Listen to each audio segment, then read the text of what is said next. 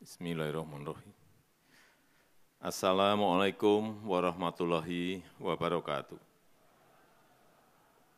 Selamat sore, salam sejahtera bagi kita semuanya. Om Swastiastu, Namo Buddhaya, salam kebajikan.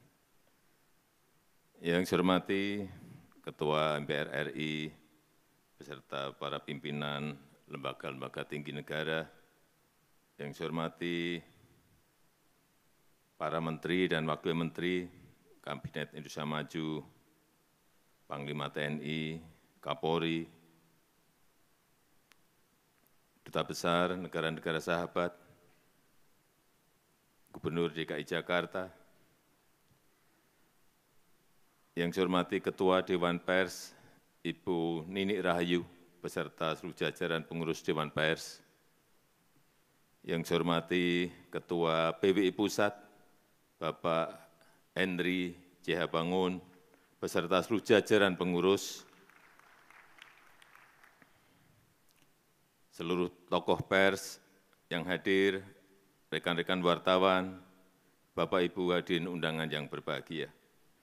Sebelum lupa, yang pertama saya ingin menjawab keluhan Pak Henry tadi mengenai gedung pers Pancasila yang ada di kota Yogyakarta, paling lambat minggu depan sudah dicek di lapangan, Pak. Semuanya akan dibangun oleh Kementerian PU. Saya belum tahu habisnya berapa, tapi sudah saya sanggupi dan segera akan dibangun.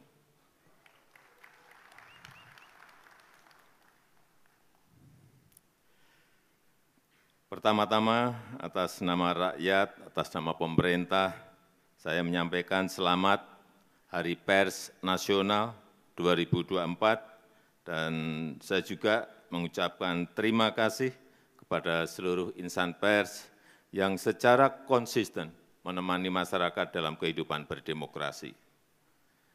Saya juga berterima kasih kepada pers yang turut mengawal pemilihan umum 2024 yang baru saja kita jalani. Saya juga sering dikritik tajam. Ada gambar wajah saya yang unik-unik, yang aneh-aneh di sampul media, di sampul majalah, di media sosial, dan ramai sekali, aneh-aneh, tapi tidak apa-apa, tidak ada masalah buat saya. Tapi cucu saya ada yang komplain. Mbah, manggil saya kan Mbah, Mbah, wajah Mbah kok jadi digambar jelek banget. Ya, itulah. Ini bagian dari penghormatan saya atas kebebasan pers, kebebasan berekspresi, dan kebebasan berpendapat.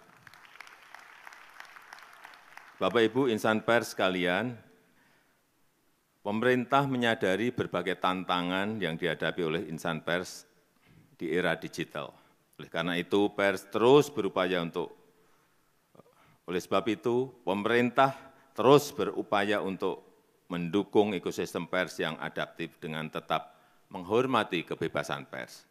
Seperti yang sudah saya sampaikan pada peringatan Hari Pers Nasional tahun lalu, jurnalisme berkualitas dan keberlanjutan industri media konvensional menjadi perhatian penting pemerintah, dan ini yang dinanti-nanti. Setelah sekian lama, setelah melalui perdebatan panjang, akhirnya kemarin saya menandatangani Peraturan Presiden tentang tanggung jawab platform digital untuk mendukung jurnalisme berkualitas, atau yang kita kenal sebagai Perpres Publisher Rights. Prosesnya memang sangat panjang, banyak perbedaan pendapat, dan saya tahu ini melelahkan bagi banyak pihak, sulit sekali menemukan titik temu. Dan sebelum menandatangani, saya juga betul-betul mendengarkan aspirasi dari rekan-rekan pers. Aspirasinya tidak benar-benar bulat, ada perbedaan aspirasi antara media konvensional dengan platform digital. Platform digital besar juga beda aspirasi, dan kita harus timbang-timbang terus implikasinya. Dan setelah mulai ada titik kesepahaman, mulai ada titik temu, ditambah lagi dengan Dewan Pers yang mendesak terus, perwakilan perusahaan pers dan perwakilan asosiasi media juga mendorong terus, akhirnya kemarin saya menaikkan Perpres tersebut. Bapak Ibu yang saya hormati, perlu saya ingatkan tentang semangat awal dari Perpres ini. Kita ingin jurnalisme berkualitas, jurnalisme yang jauh dari konten-konten negatif, jurnalisme yang mengedukasi untuk kemajuan Indonesia. Kita juga ingin memastikan keberlanjutan industri media nasional. Kita ingin kerjasama yang lebih adil antara perusahaan pers dan platform digital.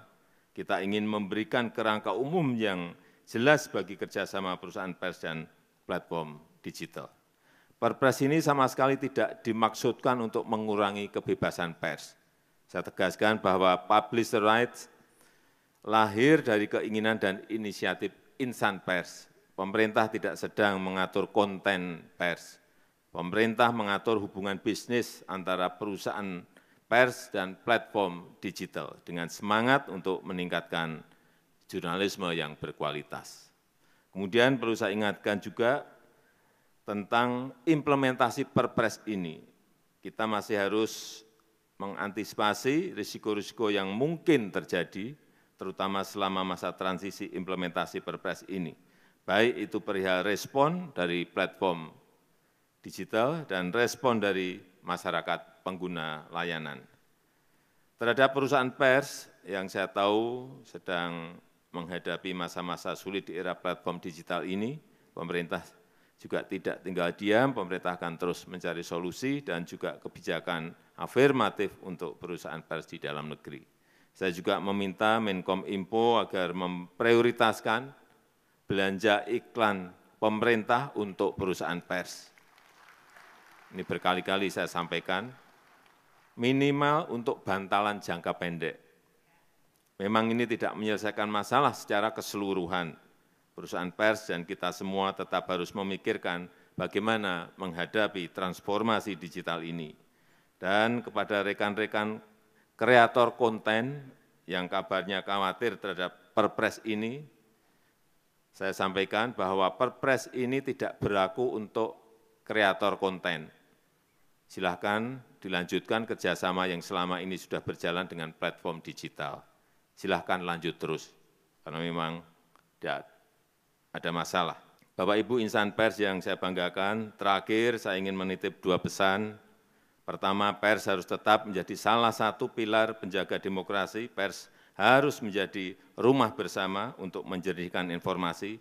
Beritakanlah fakta-fakta apa adanya, tapi bukan mengada-ada, bukan asumsi-asumsi, bukan seolah-olah ada.